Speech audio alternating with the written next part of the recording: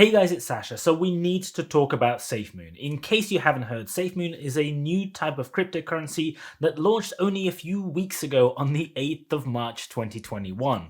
And as I'm recording this video, Safemoon has a market cap of $2.8 billion.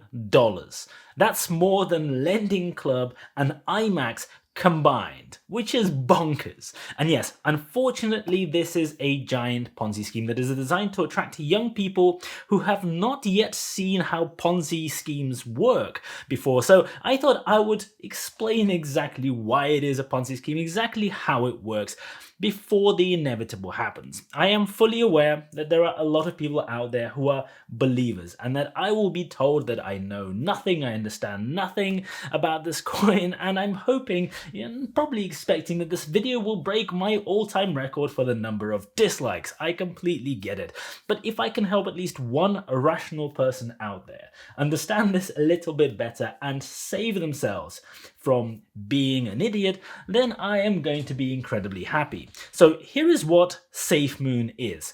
It is a form of cryptocurrency that is different to all the other popular ones that you may have heard about, like Bitcoin and like Dogecoin, because it doesn't have its own blockchain. It is a token. And this means that it sits on a different blockchain. It essentially piggybacks onto one. It actually sits on the Binance Smart Chain, if you're looking for specifics.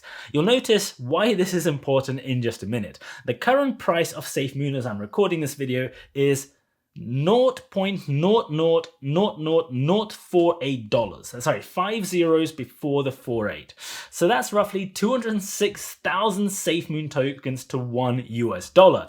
And this is where people who don't really understand basic maths get incredibly excited and make YouTube videos telling you how cheap it is. It is so cheap, the number is so small, right? That makes it an amazing, great investment. Because all over the internet, you will see a flood of people who are investing in Safemoon because the price is cheap. They'll say, imagine if that price goes to $1. We'll all be millionaires because, Dogecoin is approaching the $1 mark. Why can't this one? Well, imagine that, because if it ever did go to $1, then the total market cap for this particular type of cryptocurrency would be $540 trillion, or roughly 6 times the size of the entire global economy at the moment. So anyway, let me explain to you exactly how this thing works, because that's the really important bit. There is one key feature of Safemoon that you need to know about, because each time you make a transaction in Safemoon, there is a 10% fee. Any type of transaction. And that's right, you heard that right, a 10% fee. So if you send some Safemoon from one address to another address, then the exchange, for example, that you bought it from, you move it to your own address somewhere else, you'll have to pay 10%. So if you send 10 of those Safemoons, you'll only receive 9 at the receiving end. So where does this fee go? Well, half of it is redistributed to the holders of Safemoon in proportion to the amount of Safemoon that they hold. So if you buy Safemoon, you categorically do not ever want to actually use it for anything, because if you use it to buy something, you'll have to pay a 10% fee. If you move it somewhere, you're going to have to pay another 10% fee. Your only option is to hold on to it. And while you hold on, you'll get small payments made to you through the distributions based on the transaction fees of some of the other people buying and selling it. And while you hold, the only reason that the price is going to rise is because more people will buy it, hoping to hold on to it themselves and then sell at a higher price because even more people are going to buy it. That's the whole game. This is literally the definition of what a Ponzi scheme is. You buy an asset that is heavily promoted by early adopters and early investors that promises you huge returns. But the only way that you will actually make a return is if new people buy into the same scheme. So if new people were to stop buying into Safemoon, there would suddenly be no growth in price and no redistribution of fees, which would bring the whole game of musical chairs to a very abrupt end. But wait, it gets a whole lot worse than that. Yeah, you wouldn't believe it, but it really does. Because the transaction fee, if you remember, is 10% for every transaction using Safemoon, but only 5%, only half of it goes towards this redistribution. So what, might you ask, happens to the other 5%? Well, I'm going to explain to you.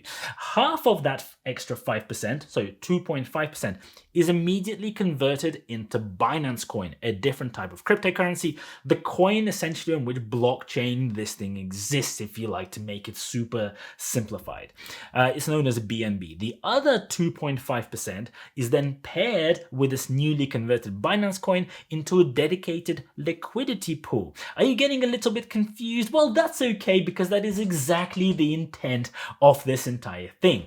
It is so that people don't want to read any further, try to understand what is this liquidity pool, why does it exist, and what exactly is it going to be used for? Well, it is meant to sound incredibly sophisticated and science-like, but the truth is that the Safemoon that goes into the liquidity pool basically just becomes liquidity pool tokens. And the official reason for the pool's existence is to provide liquidity for transactions on the Binance chain. And remember, half of that money is sitting in a currency that is not even Safemoon itself. So if somebody was to, say, have access to this pool and the whole thing collapsed, they would be left with a different cryptocurrency that would still be worth something. Interesting thought there, right? Well, this pool, interestingly, can actually be accessed by the developers of Safemoon for any purpose that they choose. Don't take it from me, the CEO of Safemoon, John Caroni, said as much on Twitter. He literally said users include seeding other exchanges and development costs of future Safemoon innovations. So whatever they determine to be development costs, they can go and use that pool for any need they deem necessary. So the people who launched this thing just a few weeks ago literally have a wallet where 5% of every transaction made using that currency, so every time somebody sells it and somebody buys it, 5% of that money is deposited into that wallet, and they can choose to do whatever they want with it. For anyone who was born in the 90s or later, look up a chap called Bernie Madoff. You might be quite interested in exactly what it is that he did, the kind of stuff that he got up to, the amount of money that he managed to steal, exactly how he managed to steal it, and what happened after his giant Ponzi scheme collapsed, because you might find some really interesting similarities.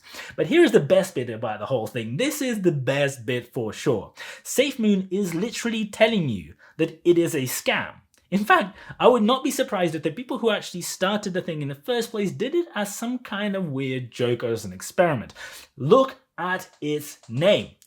What are the two things that every impressionable crypto investor wants in life? They want for their investment to grow to 1,000,000%, to go to the moon, as the common expression goes.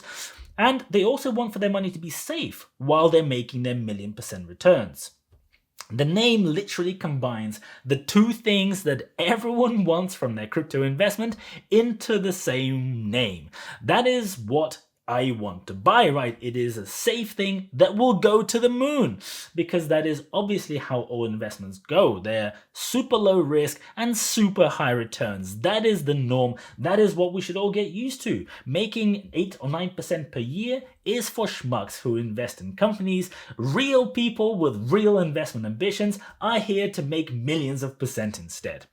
Now, unfortunately, as with all of these things, my video is already too late, because a lot of people have already invested their money into Safemoon. And yes, this is not investing, just in case you were confused about it. This is somewhere between gambling and lunacy. You can decide where in that spectrum it is.